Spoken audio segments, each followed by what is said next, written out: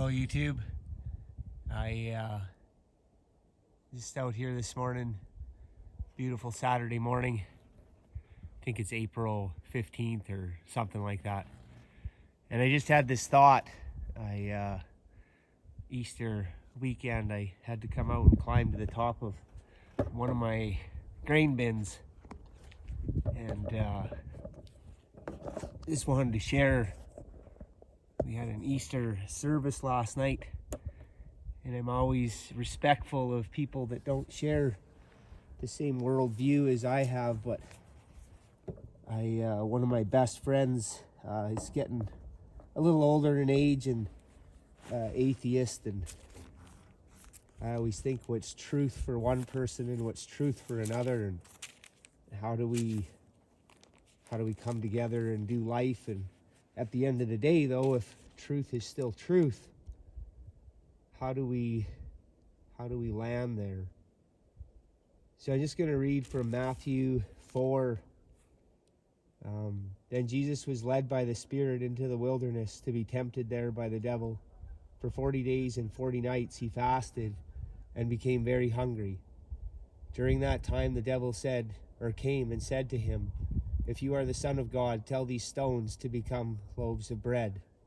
But Jesus told him, "No, the scriptures say, people do not live by bread alone, but by every word that comes from the mouth of God."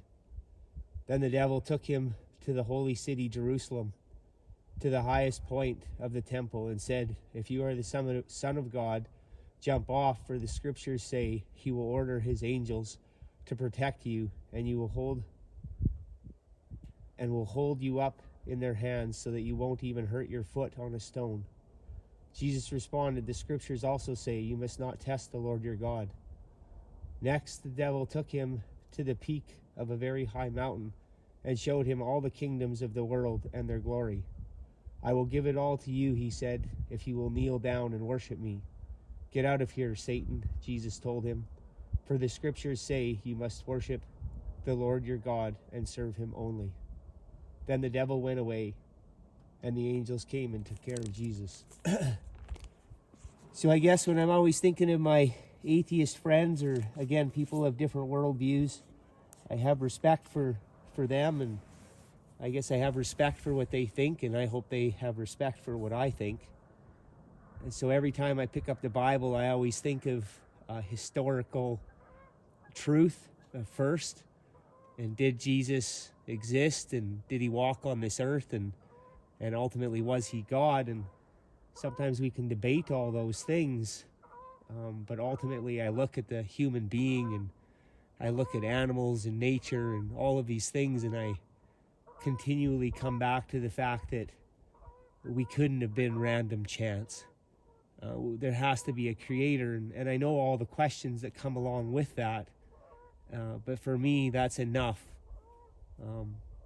And once I know that there's a creator, I'll name him, and I'll name him God. And people will try a lot of things in this world, and they will not try Christianity. I don't understand it. But I guess that's the way it is, right? And we have so many pleasures of this world. So I was going to bring some stones up the grain silo here this morning with me and throw them off and seeing if they turned to bread. I doubt that would have happened. I certainly am not going to jump off from this height. I'm pretty sure that I would break my legs or even more. So I'm not going to test the Lord in that. And as I look out over Worsley and up into the hills, and you can see man's heart of always wanting to acquire more. And I'm always conscious of that on a farm. I worked in the oil field for 20 years, and you could go to work and make good money with just a pickup and a box full of tools. And this farming game, you gotta have a lot of tools to make a living. And I don't mean to self-justify land or equipment or any of that. I'm always mindful of it. So as I look out over the miles here, I don't want to own it all. I don't want all the kingdoms of the world. And I think it's easy to fall into that trap of greed and all the while there's this balance of stewarding of what we have and trying to do a good job. But I picked up a book this morning, and it's called The Imitation of Christ, Thomas A. Kempis. It's a great little book. And it says, the sins and vices in which we are so entangled that we can rarely apply ourselves to the contemplation of heaven are matters for just sorrow and inner remorse. I do not doubt that you would correct yourself more earnestly if you would think more of an early death than of a long life. And if you pondered in your heart the future pains of hell, I believe you would willingly endure labor and trouble and would fear no hardship. But since these thoughts never pierce the heart, and since we are enamored of flattering pleasure, we remain very cold and indifferent. Our wretched body complains so easily because our soul is altogether too lifeless. Pray humbly to the Lord, therefore, that he may give you the spirit of contrition, and say with the prophet, feed me, Lord, with the bread of mourning, and give me the drink of tears in full measure. So again, just back to that thought of, I know that even when you talk of heaven and hell to some people, that's a concept either they don't believe in or don't want to hear.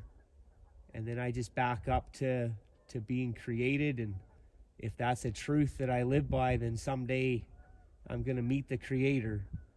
And we can get so filled up with all these other thoughts of life that we become cold and indifferent. We don't want to think about such things.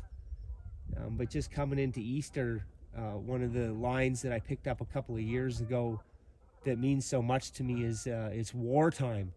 And every Easter, I think the greatest war ever fought on earth was when Jesus was crucified. And that's a historical event that's not up for debate, right? It happened. And I guess when we think about that, we have a choice what we're going to do with it. And then I often think, because it is the war that was fought on this earth, where was it at? And Jesus was crucified at this place called Golgotha.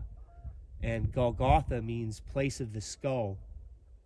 And today, as we have different world views, as we have so much access to information on the internet, we just get hammered with things 24/7. We're almost taught to not even think about death or things after this life, and then we just become indifferent to it all. And I'm reminded that Golgotha, it means place of the skull. And so I tell people, as you think about this stuff, the greatest war that was fought over 2,000 years ago was at Golgotha, when Jesus conquered death, conquered sin, when he conquered it all, and we had victory. And so today, as we have many different worldviews and thoughts, that war rages on in the place of our skull, between our two ears. It's like Golgotha. And so I just wanted to leave that with you. And I guess it's something to think about this Easter weekend. And I just hope that we can love one another, that we can be good neighbors to one another, and we can support one another. And even if we have different world views, that we can get along and just be kind to one another. And that's my prayer. All right, take care.